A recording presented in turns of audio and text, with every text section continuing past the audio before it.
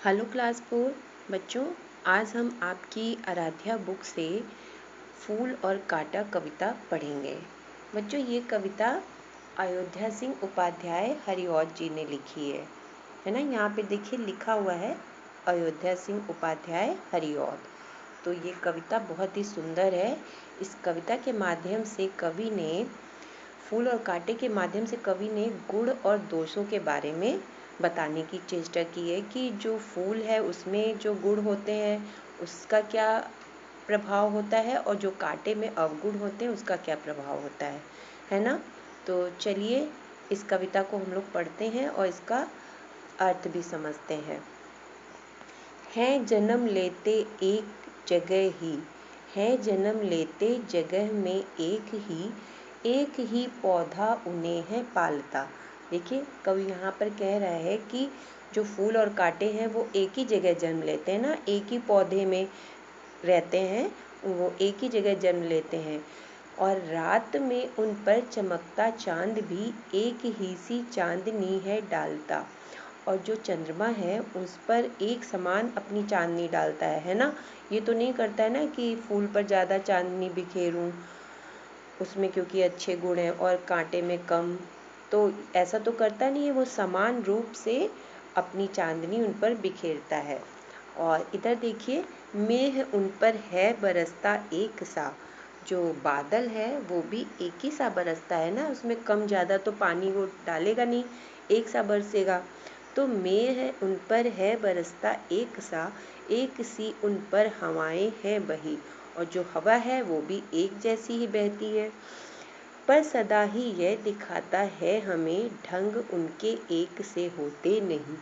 तो बच्चों यहाँ पे देखिए कवि कहता है कि उनका पालन पोषण जो होता है वो एक समान हो रहा है, चंद्रमा भी अपनी चांदनी एक सी बिखेर रहा है और बादल भी समान रूप से बरस रहा है, हवा भी एक सी चल रही है, पर दोनों के जो गुण हैं वो एक जैसे नहीं हैं, है ना। उनके ढंग अलग अलग हैं, गुण उनमें अलग हैं। फूल में कुछ गुण हैं और कांटे में अवगुण हैं। तो देखिए फूल और कांटे में क्या गुण और अवगुण हैं ये आगे हम लोग लाइन पढ़ते हैं। छेद कर कांटा किसी की उंगलियां, फाड़ देता है किसी का वर वसन। छेद कर कांटा किसी की उंगलियां, जो कांटा है अगर उसको छुओ तो आपकी उंगली कट जाती है ना। और कपड़े भी कभी कभी फंस करके कांटे में फंस कर फट जाते हैं। फाड़ देता किसी का वर वसन, तो वर वसन का मतलब है कपड़ों को भी वो फाड़ देता है कांटा। प्यार डूबी तितलियों के पर कतर, और जो तितलियां हैं अगर वो कांटे के पास पहुंच जाएं तो उनके पर कट जाते हैं। भौर का है बेंध देता श्याम तन, जो भौरा होता है वो उसको भी चोट लग जाती है अगर वो कांटे के पास से गुजरता है, उड़ता है या उसके पास बैठता है तो उसका जो शरीर है उस पर भी चोट लग जाती है ना। तो कांटे के ये देखिए क्या है, अवगुण ही है ना कि कांटा, जबकि उसकी समान रूप से परवरिश हुई है, समान रूप से देखभाल हुई है, फिर भी उसमें ये अवगुण है कि वो हर किसी को नुकसान पहुंचाता है। तो चलिए अब देखते हैं फूल में क्या गुण है। फूल लेकर तितलियों को गोद में, भौर को अपना अनूठा रस पिला। फूल जो है वो तितलियां हैं जो उसके ऊपर बैठ जाती हैं ना, तो फूल लेकर तितलियों को गोद में, भौर को, जो भौरा है वह फूल का रस पीता है ना। तो फूल में ये गुण है, फूल के पास जाकर तितलियां भी बैठ जाती हैं और भौरा भी उसका रस पी करके आनंद लेता है। निज सुगंध मतलब अपनी सुगंध, निज मीन्स होता अपनी, अपनी सुगंध निराले ढंग से है सदा देता, कली जी की खिला। अपनी सुगंध से वो कली को भी खिला देता है ना। तो ये फूल में गुण है, फूल के अंदर ये गुण है और कांटे में वो अवगुण है, जबकि दोनों की समान रूप से परवरिश हुई है। अब देखिए आगे कवि क्या कहता है खटकता एक सबकी आंख में, है खटकता एक सबकी आंख में। तो कौन है जो सबकी आंख में खटकता है, जो किसी को पसंद नहीं है, वो है कांटा, है ना। कांटा तो सबकी आंख में खटकता है, वो उसे तो कोई पसंद नहीं करेगा।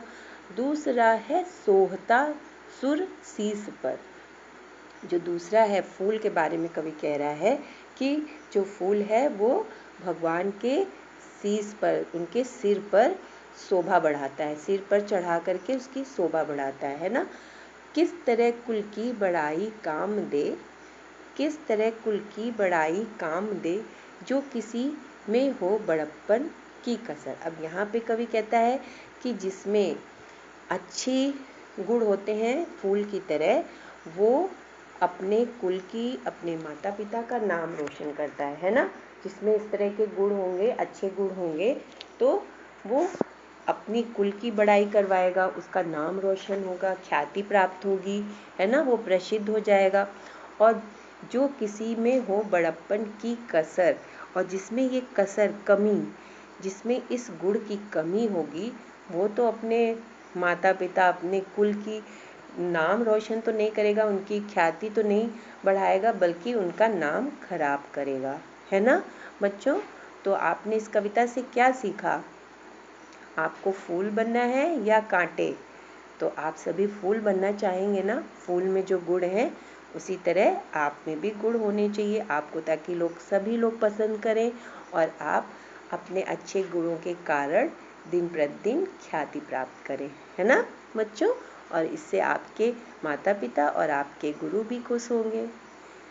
तो ये कविता बहुत ही अच्छी लगी ना। इसे अयोध्या सिंह उपाध्याय हरिऔध जी ने लिखा है। तो बच्चों इस कविता का अर्थ आपको समझ में आ गया है। तो यहाँ पे देखिए नीचे प्रश्न प्रहर में लिखा है ना, ये कविता जो लिखी, आप पूरी कविता, आपको पूरी कविता ही अपनी कॉपी में लिखनी है और इसका सुंदर सा पिक्चर भी बनाइएगा। कोई एक एक पिक्चर बनाइएगा, इस तरह से इसको सजा करके कविता को लिखिएगा, है ना, ये अच्छा लगेगा। और इसके शब्द अर्थ आप लिख लेंगे कॉपी में, शब्द अर्थ है। फिर इसके बाद है प्रश्न उत्तर जो हैं तो वो मैं करवा दूंगी, और आप इसके जो और भी एक्सरसाइज है ना 34 पेज नंबर पे 34, सही कथन के सामने सही और गलत का निशान, ये भी आप करेंगे। कविता से वे पंक्तियां लिखिए जिनमें निम्नलिखित बातें कही गई हैं।